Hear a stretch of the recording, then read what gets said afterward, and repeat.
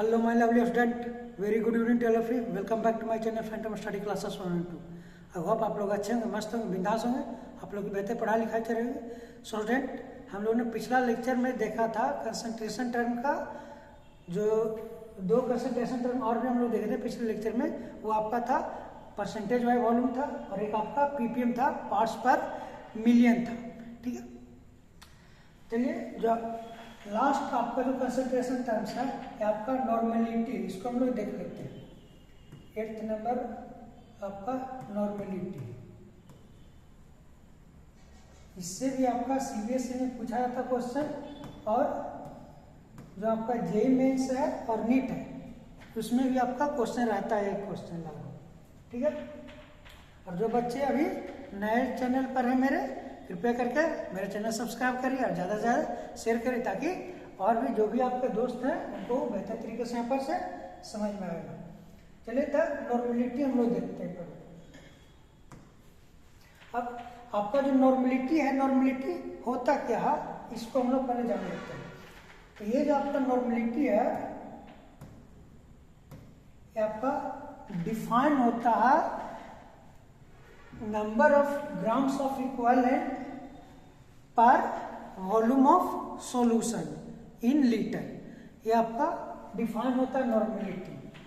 अब ये जो आपका नंबर ऑफ ग्राम्स इक्विवेलेंट है वो क्या होता है, तो पहले इसको डिफाइन कर देते, उसके बाद इसका फॉर्मूला पर चलते हैं, तो हम लोग को बेहतर तरीके से समझ में आएगा। इसको हम लोग कैपिटल इन से भी रिप्रेजेंट करते हैं नॉर्मेलिटी। ये आपका होता है it is the ratio of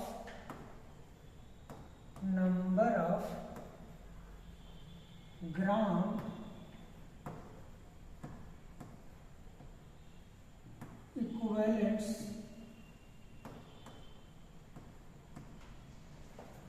to the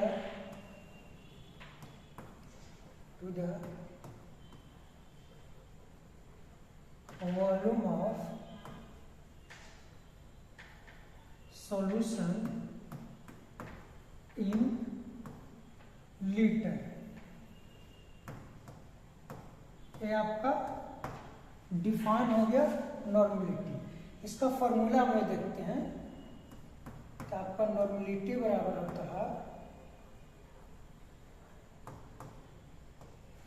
normality equals to number of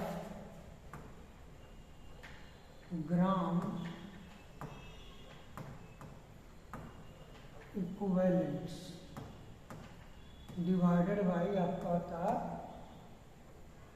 volume of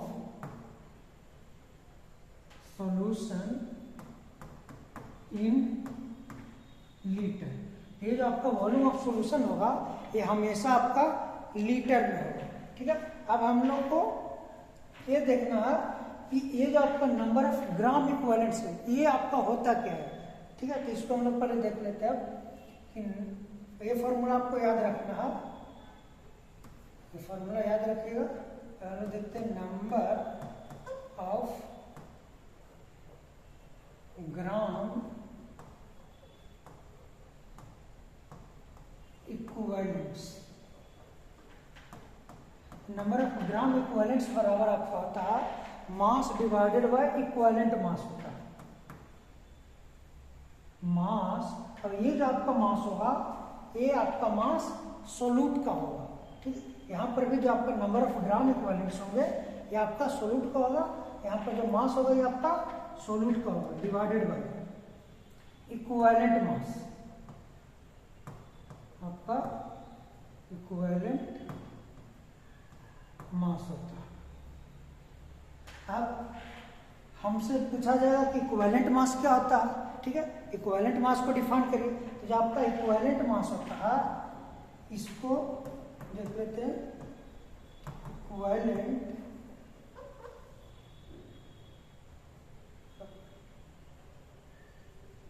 equivalent mass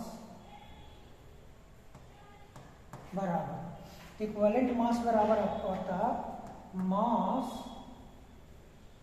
divided by आपका x होता है, या x पे हम लोग बोलते हैं NF। NF जो होता है इसको हम लोग कहते हैं वैलेंसी फैक्टर कहते हैं, ठीक है। तो मास कहिए तो इसको कर सकते हैं मोलिकुलर वेट कर सकते हैं, मास कहिए इसको मोलिकुलर वेट, ये मोलिकुलर मास आपका इक्विवेलेंट मास होता है, ये आपका मोलिकुलर वेट, मोलिकुलर वेट ये मास जो होगा ये ग्राम में होगा, तो ध्यान दीजिएगा ये जो मास है ये आपका ग्राम में होता। ये जो मोलिकुलर वेट इसका यूनिट नहीं डिफाइन होता। जैसे हम लोग की बात करें कोई भी आपका आइटम है उसका बोले कि एटॉमिक मास बोलिए, ठीक, तो उसका एटॉमिक मास सिर्फ उसका नंबर होता है, क्लियर। अगर हम लोग बात करें कोई मोलिक्यूल जैसे H2 है तो H2 को बोले कि मोलिकुलर मास है तो उसका मोलिकुलर वेट बोले तो H2 का मोलिकुलर वेट आपका 18 होगा, क्लियर। तो आपका इक्विवेलेंट मास बराबर मोलिकुलर वेट बाई x, या इसको कहते हैं लोग n फैक्टर, NF मतलब आपका n फैक्टर होता है। एसिड को कहते हैं हम लोग वैलेंस फैक्टर कहते हैं, ठीक है। और वैलेंस फैक्टर क्या होता है इसको हम लोग देखते हैं, तो ये वैलेंस फैक्टर को हम लोग देखते हैं।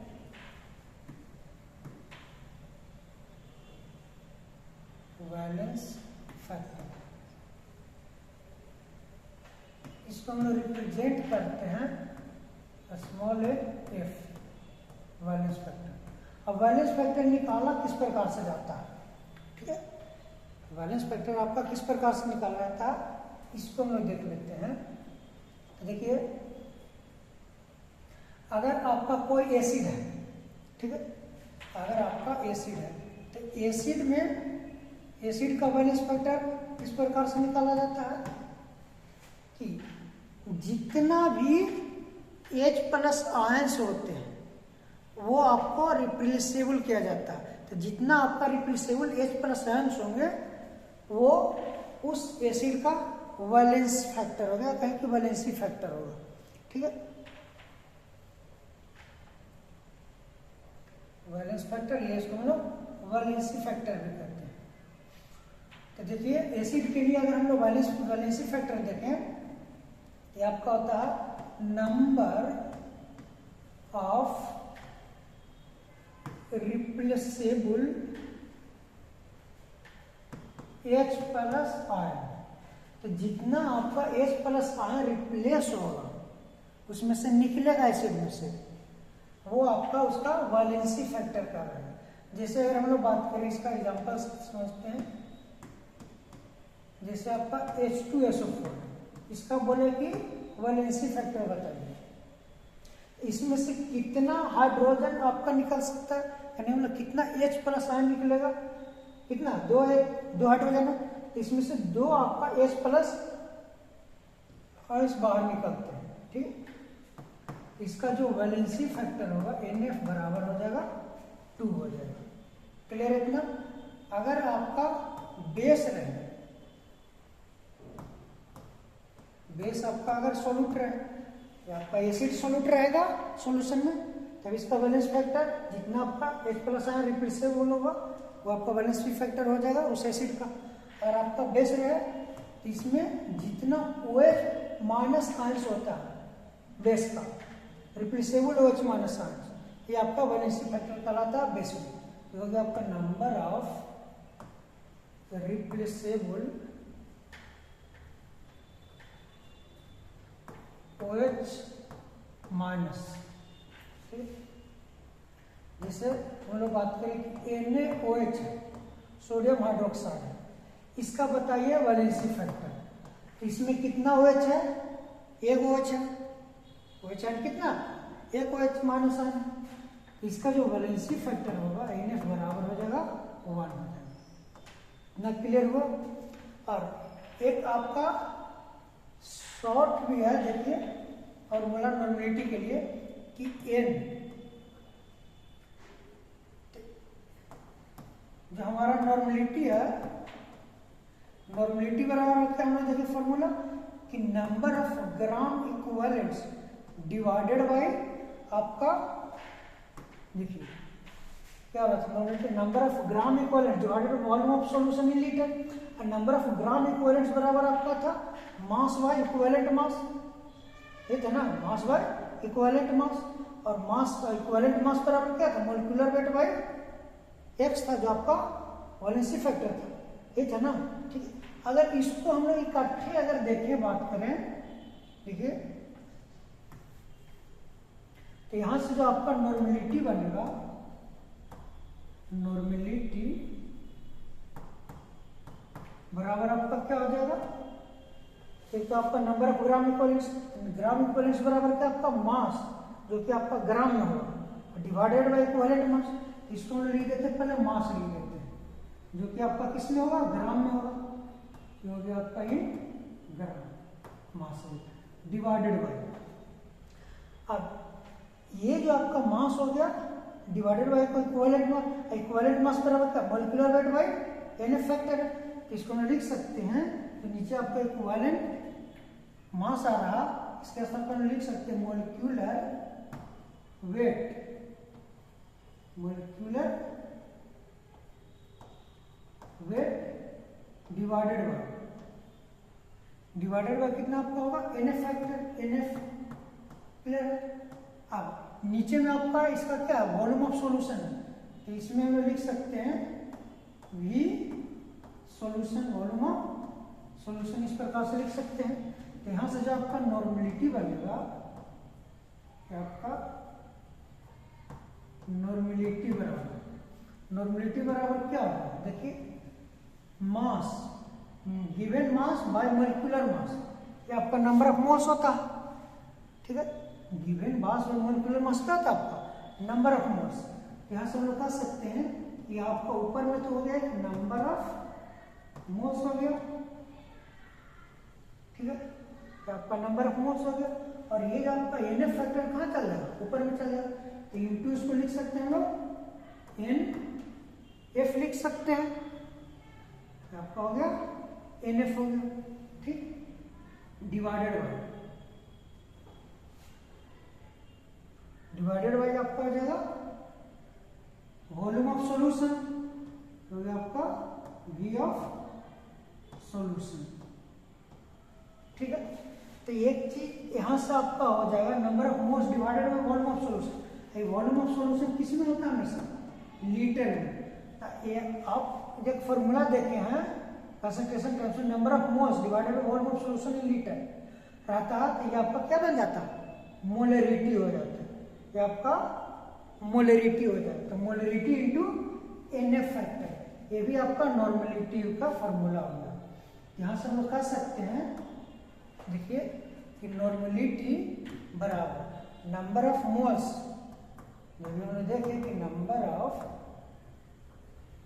मोल्स इनटू आपका क्या था वैलेंसी फैक्टर डिवाइडेड बाय इसमें आपका था volume of solution in litre, ठीक है, तो number of moles divided volume of solution in litre, it is nothing but our molarity, आपका मोलरिटी हो जाएगा, इसको हम लिख सकते हैं मोलरिटी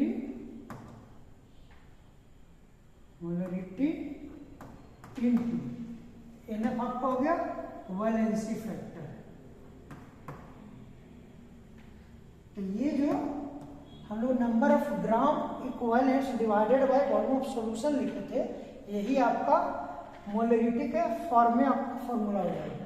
यहाँ से हम लोग कह सकते हैं कि एन नॉर्मेलिटी बराबर आपका हो गया मोलरिटी, एन से कैपिटल से रिप्रेजेंट करते हैं इनटू आपका एनएफ वैलेंसी फैक्टर, तो ये आपका फॉर्मूला हो गया, इसको भी आप याद रख सकते हैं।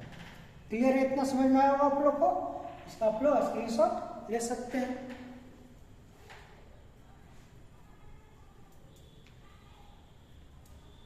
चलिए तो हम लोग आगे बढ़ते हैं, इससे रिलेटेड हम लोग देखिए क्वेश्चन करते हैं तो आप लोग का बेहतर तरीके से समझ में आएगा।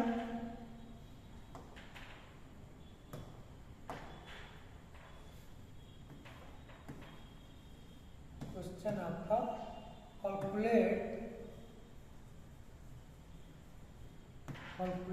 Normality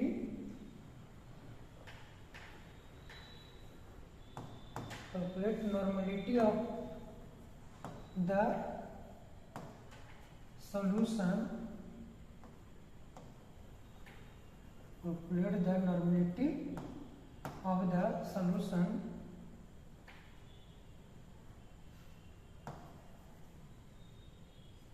of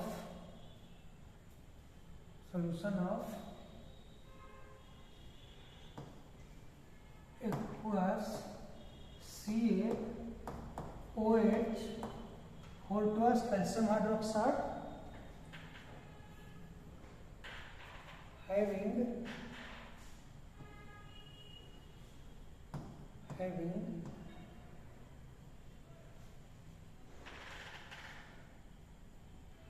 mass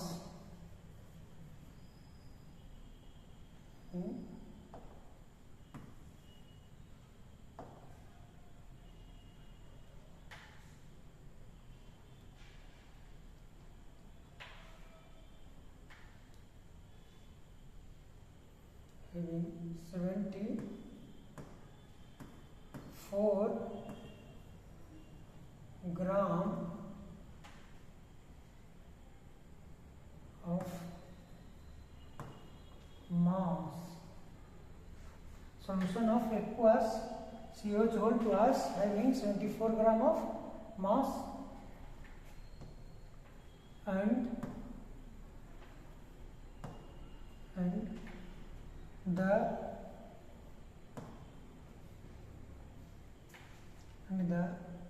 volume of solution is 500 ml. आपका क्वेश्चन दिया गया। चलिए तो इसको हम लोग सोल्व करते हैं। ध्यान से देखिए क्या क्या दिया गया। एक्वस CaOH होल टू एस, ये आपका सोल्यूट है कैल्शियम हाइड्रोक्साइड, इसका मास दे दिया गया 74 ग्राम, ठीक है, और वॉल्यूम ऑफ सॉल्यूशन दे दिया गया। तो आपको नॉर्मेलिटी के लिए क्या जरूरत पड़ेगा, एक तो मोलरिटी और दूसरा आपका एन फैक्टर, कहें कि मतलब आपका वैलेंसी फैक्टर की जरूरत है, ठीक है। तो चलिए पहले इसका हम लोग नंबर ऑफ मोल्स निकाल लेते हैं कैल्शियम हाइड्रोक्साइड का। आपका number of moles of CaOH whole plus calcium hydroxide. अब इसका मास दिया गया 74 ग्राम, तो आपका 74 डिवाइडेड बाय इसका मोलिकुलर मास, कैल्शियम का होता है 40 और ऑक्सीजन का 16 और हाइड्रोजन 1, तो 40 अलग हो गया, ये आपका 16 प्लस 1 17, तो 17 इंटू 2 कीजिए तो आपका 34, तो हो गया आपका 34 प्लस 40 करिएगा तो ये आपका आ जाएगा 74 आ जाएगा, इसका मोलिकुलर वेट आ जाएगा, ठीक है। इसका मोलिकुलर वेट से हम लोग डिवाइड कर देंगे, ठीक है, ये आपका कैंसिल हो गया, तो कितना मोल हो गया 1 मोल हो गया। मतलब कैल्शियम हाइड्रोक्साइड का 1 मोल आ गया आपका। अब आपको कैल्शियम हाइड्रोक्साइड का NF फैक्टर निकालना है, वैलेंसी फैक्टर निकालना है। तो देखिए वैलेंसी फैक्टर या NF factor of CaOH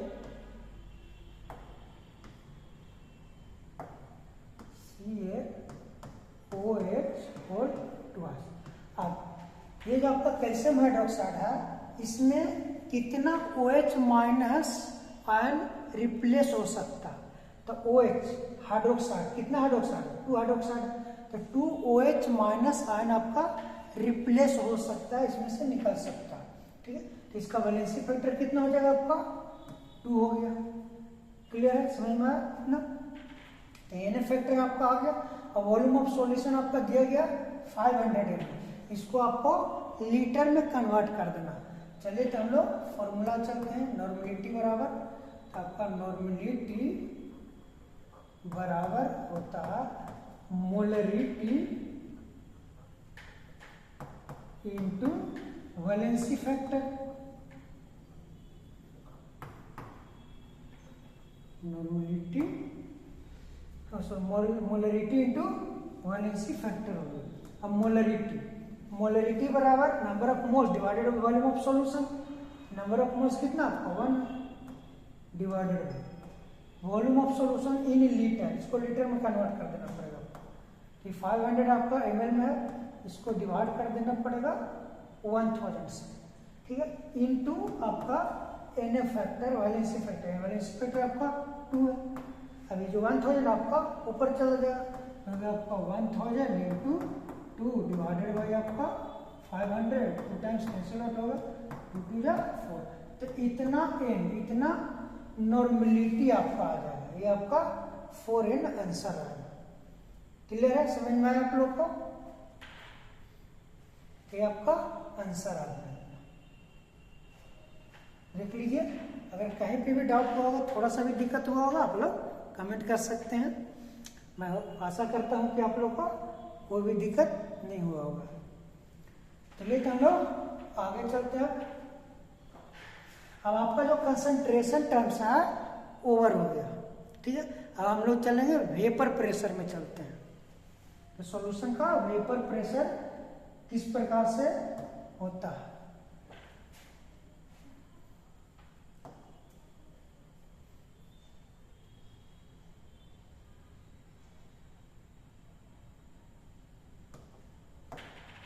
vapour pressure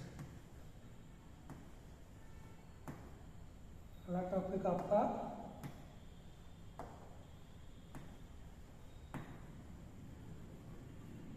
vapour pressure.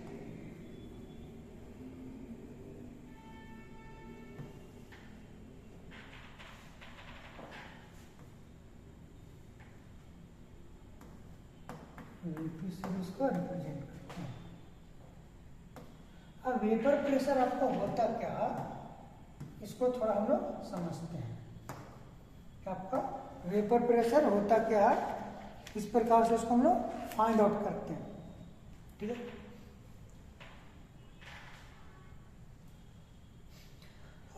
जैसे अगर हम लोग बात करें कि कोई कंटेनर लेते हैं, देखिए ये हमारा कंटेनर, ठीक है।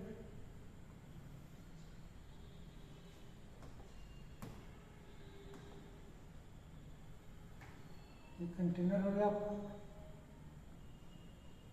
और इसमें आपका वाटर मॉलिक्यूल है,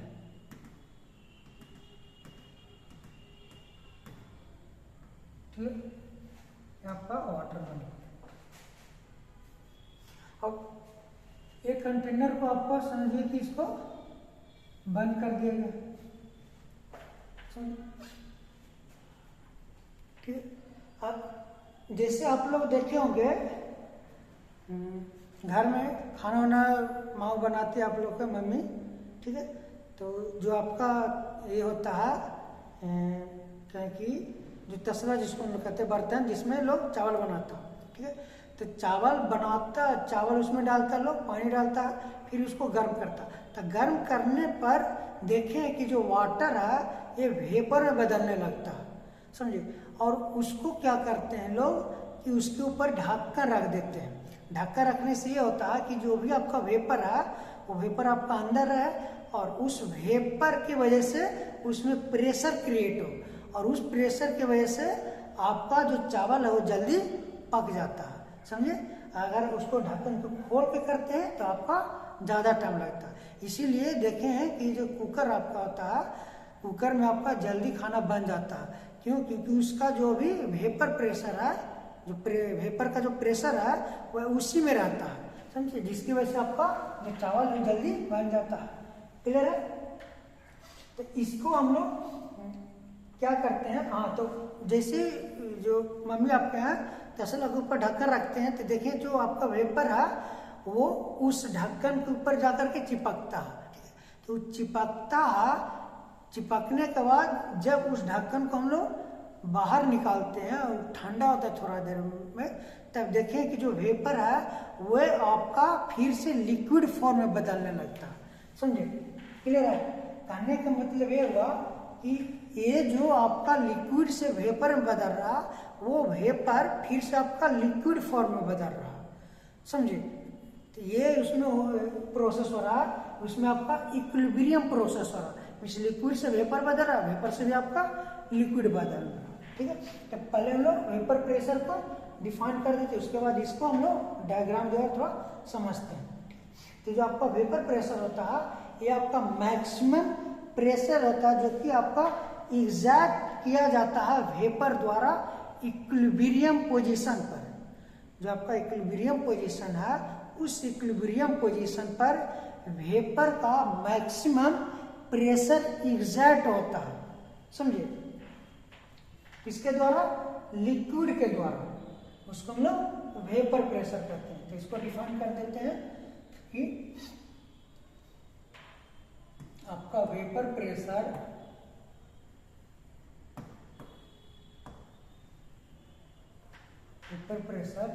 is the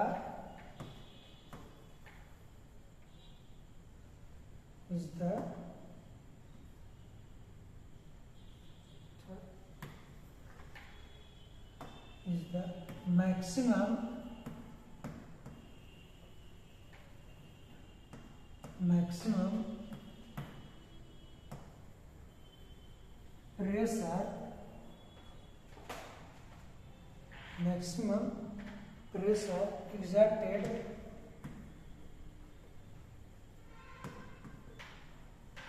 by a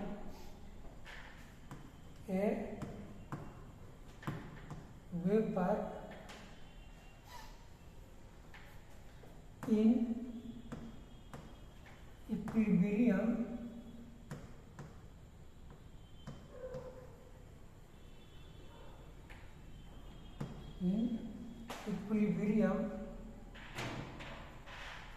with the liquid.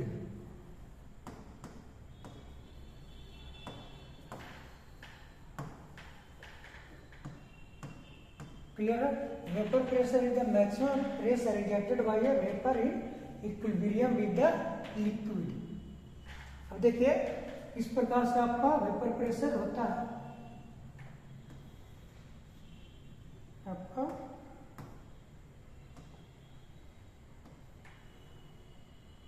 Container, ठीक है।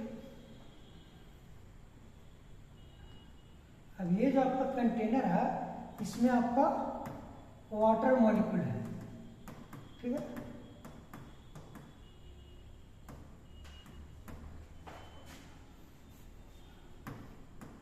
अब इसमें देखिए दो चीज होता है। एक, अगर हम लोग बात करें यहाँ पर जो भी आपका H2 मॉलिक्यूल है, यहाँ पर जो भी आपका H2 मॉलिक्यूल है, लेट्स सपोज यहाँ पर, ठीक है। तो ये जो आपका H2O मॉलिक्यूल है, इसके ऊपर इधर से प्रेशर रहेगा, ये जो मॉलिक्यूल है इसकी वजह से एक इधर प्रेशर लगेगा। अब इधर भी आपको मॉलिक्यूल है, इसकी वजह से इधर भी लगेगा, ठीक है। एक है जो आपका इधर की ओर लगेगा फोर्स, एक फोर्स आपका इधर लगेगा, ठीक है। अब यहाँ पर से भी एक फोर्स ऊपर लगेगा, क्योंकि यहाँ तक आपका वाटर मॉलिक्यूल है ना, तो ऊपर में भी आपका वाटर मॉलिक्यूल होगा, H2O होगा, तो ऊपर में भी आपका फोर्स लगेगा, एग्जर्ट होगा, और इसके नीचे भी आपका फोर्स एग्जर्ट होगा, क्योंकि इसके चारों तरफ आपका H2O मॉलिक्यूल है। क्लियर? तो ये वाला जो आपका है ऊपर में जो जा रहा है, इसको कैंसिल आउट कर देगा ये, और इधर की ओर जो फोर्स लगा रहा है, इस फोर्स को ये वाला कैंसिल आउट कर देगा। तो यहाँ पर जो अगर बात करें अंदर में, इसके अंदर में आपका बैलेंस्ड फोर्स होगा, ठीक है। इसके अंदर जो आपका फोर्स एग्जर्ट होगा वो आपका बैलेंस्ड होगा, बैलेंस्ड फोर्स होगा, ये आपका बैलेंस्ड फोर्स होगा। अब ये जो आपका बैलेंस्ड फोर्स है, इसको हम लोग कह सकते हैं स्टेबल, क्योंकि चारों तरफ से तो आपका फोर्स कैंसिल आउट हो रहा है, तो आपका स्टेबल पोजीशन में होगा, समझे, कोई भी इसमें हलचल नहीं मच रहा। लेकिन वही अगर हम लोग बात करें इसके सरफेस पर, ये आपका सरफेस हो गया, वाटर ही है, वाटर का सरफेस हो गया। इस सरफेस के ऊपर अगर हम लोग बात करें, लेट्स सपोज यहाँ पे बात करते हैं, यहाँ पर आपका वाटर मॉलिक्यूल है, ठीक है। तो ये जो वाटर मॉलिक्यूल है, इसके वजह से इधर की ओर एक फोर्स लगेगा, इस फोर्स को जो सरफेस है इस सरफेस के ऊपर भी इधर साइड आपका वाटर मॉलिक्यूल होगा, इधर भी आपका फोर्स एग्जर्ट होगा, ये आपस में एक दूसरा को कैंसिल आउट कर देगा। अब नीचे में भी आपका वाटर मॉलिक्यूल है, इसकी वजह से नीचे आपका फोर्स एग्जर्ट होगा। अब ये जो नीचे वाला फोर्स है, ऊपर में तो आपका गैस है, ऊपर में आपका गैस, ऊपर में तो वाटर मॉलिक्यूल है नहीं, ये सरफेस है वाटर का, इस सरफेस के ऊपर में आपका एयर हो गया आपका गैस, तो यहाँ पर तो आपका वाटर मॉलिक्यूल है नहीं, तो यहाँ पर आपका ये वाला फोर्स जो है एक्ट नहीं करेगा ऊपर में आपका फोर्स एक्ट नहीं करेगा, तो एक आपका रिजल्टेंट फोर्स नीचे में मिलेगा सरफेस के ऊपर में H2O मॉलिक्यूल का। क्लियर? तो यहाँ पर नीचे में आपका एक फोर्स मिल रहा। अब जैसे ही ये आपका जो कंटेनर अगर हॉट हो करने में, इसमें आपका वेपर बाहर निकलेगा, तो जब वेपर इसमें से बाहर निकलता है तब ये आपका इधर जा सकता है, अब इधर जाके फिर टकरा के इधर हो सकता है, फिर इधर हो सकता है, और यहाँ पर लेट सपोज यहाँ पर अगर वाटर मॉलिक्यूल है, ये भी आपको इधर जा सकते इधर जा सकते इस प्रकार से, तो आपका ऐसा जिग जैग स्ट्रक्चर इसमें मिलेगा। और यहाँ पर जो आपका वाटर मॉलिक्यूल है, ये वाटर मॉलिक्यूल आपका स्टेबल नहीं होगा, आपका अनस्टेबल पोजीशन में होगा। क्यों अनस्टेबल होगा? क्योंकि एक आपका रिजल्टेंट फोर्स इसमें आपको प्रोड्यूस हो रहा मिल रहा है, इधर वाला तो आपस में कैसे नॉट हो जाए, लेकिन जो नीचे में आपका जो फोर्स लग रहा इस मॉलिक्यूल H2O मॉलिक्यूल की वजह से, जिसके वजह से ये आपका अनस्टेबल होगा, ये आपका ये कहें कि अनबैलेंस्ड, यहाँ पर आपका अनबैलेंस्ड फोर्स होगा। और ये जो आपका अनबैलेंस्ड फोर्स है, ये आपका अनस्टेबल हो जाएगा, यहाँ पर आपका अनस्टेबल हो जाएगा। लेकिन यहाँ पर बात करें, यहाँ पर आपका स्टेबल है, ठीक है, क्योंकि चारों तरफ जो फोर्स है आपस में एक दूसरे को कैंसिल आउट कर रहा है, और रिजल्टेंट फोर्स इसमें नहीं मिल रहा आपको। क्लियर है? तो यहाँ पर आपका अनबैलेंस्ड फोर्स एक मिलेगा होगा, जो कि आपका अनस्टेबल होगा, तो इसको हम लोग इक्विलिब्रियम नहीं कहेंगे। ठीक है?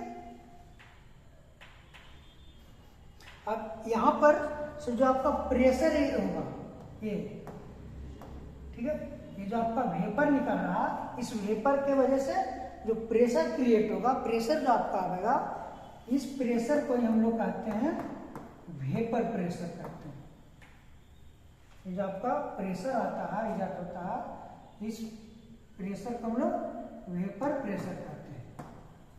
और ये जो आपका वेपर प्रेशर है, ये वाटर के सरफेस से प्रेशर इजात हो रहा है, नहीं कि वाटर के मॉलिक्यूल अंदर इंटरनल जो है, इंटरनल आपस में दूसरा प्रेशर कट कर, वहां से आपका प्रेशर रिजेक्ट नहीं हो रहा। जो सरफेस है, इस सरफेस के ऊपर से आपका प्रेशर रिजेक्ट हो रहा, उसी प्रेशर को हम लोग वेपर प्रेशर कहते हैं।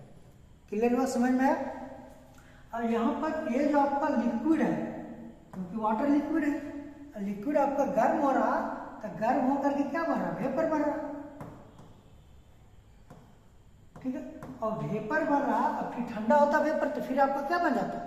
लिक्विड बन जाता है। इसीलिए यहाँ पर आपका ये इक्विलिब्रियम पोजीशन हो, लिक्विड इक्विलिब्रियम आपका हो गया वेपर, तो लिक्विड से वेपर में बदलेगा, वेपर से फिर आपका लिक्विड में बदल जाएगा।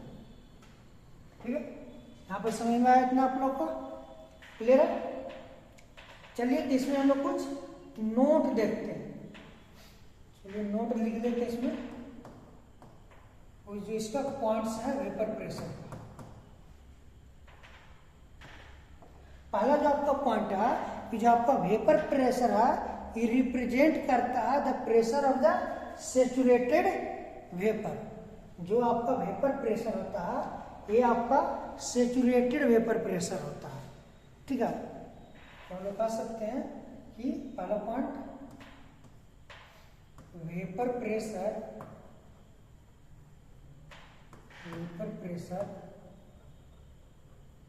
represents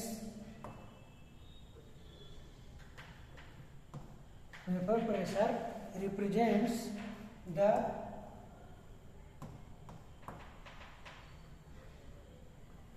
represents the pressure of the saturated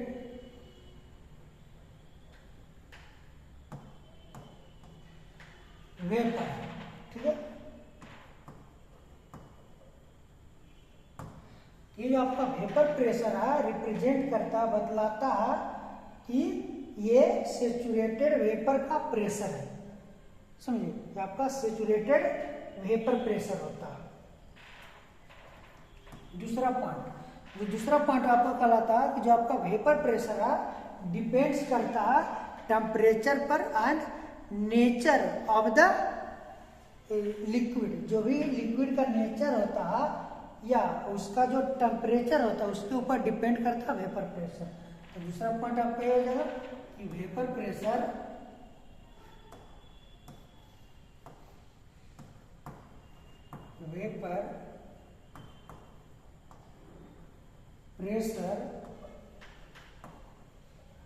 depends on temperature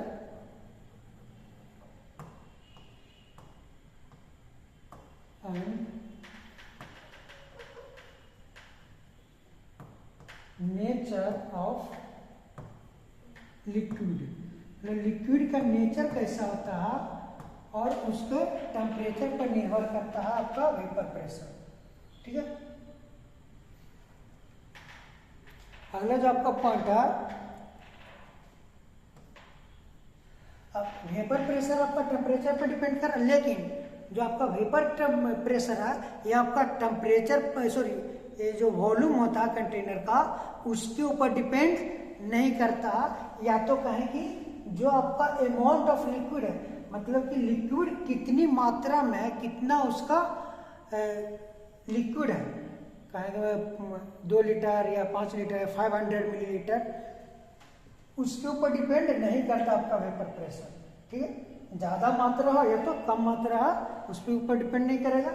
या आपका जो कंटेनर का वॉल्यूम है, बड़ा है कंटेनर या तो आपका छोटा, उस पर भी डिपेंड नहीं करता वेपर प्रेशर। ठीक है, वेपर प्रेशर किस पर डिपेंड करता, टेम्परेचर ऑफ लिक्विड, लिक्विड के टेम्परेचर पर डिपेंड करता है। ठीक है, और लिक्विड के नेचर पर डिपेंड करता है कि कैसा आपका लिक्विड है।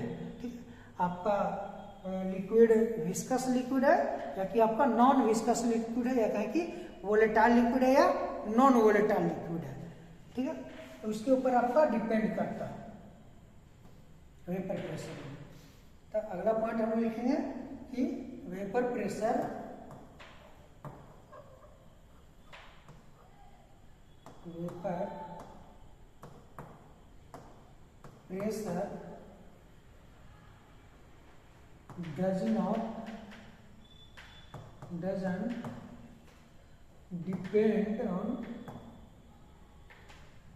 doesn't depend on volume of container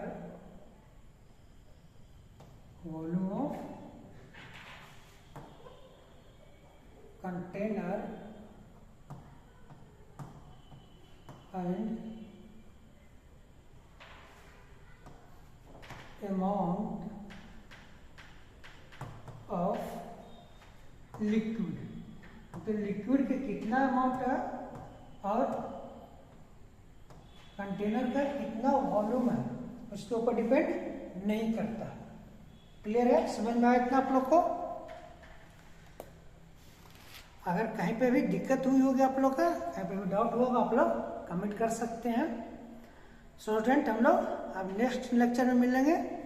अगर आप लोग को थोड़ा सा भी कहीं पे भी दिक्कत हुआ होगा तो आप लोग फ्री हैं कमेंट करने के लिए, और ज़्यादा से ज़्यादा आप लोग शेयर करिए ताकि आपके जो भी दोस्त यार हैं, आपके जो सहपाठी हैं, साथ में पढ़ने वाले हैं, उनको भी यहाँ पर से फ़ायदा मिले, उनको बेहतर तरीके से समझ में आए। ठीक है, तो जाते जाते कुछ आप लोग को सुना देते हैं, थोड़ा गौर फरमाइएगा। कहते हैं कि टूटे हुए सपनों को सजाना आता है, टूटे हुए सपनों को सजाना आता है, रोते हुए दिल को मनाना आता है।